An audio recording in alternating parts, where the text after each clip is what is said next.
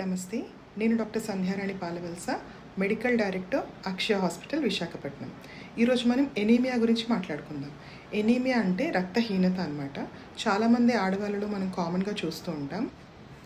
Anaemia symptoms ఎలా ఉంటాయంటే బాగా నీరసంగా ఉండటం, నడిచేటప్పుడు కానీ మెట్లెక్కేటప్పుడు కానీ ఆయాసం రావటం, జుట్టు ఊడిపోవటం, నిద్ర పట్టకపోవటం, మజిల్ పెయిన్స్ రావటం అంటే ఒళ్ళు నొప్పులు అవి రావటం, అలానే ఛాతీ బరువుగా ఉండటం కానీ లేదా గుండె దడగా ఉండటం, ఛాతీలో నొప్పి, ఇలాంటి సిమ్టమ్స్ అన్నీ మనకి ఎనీమియా కండిషన్.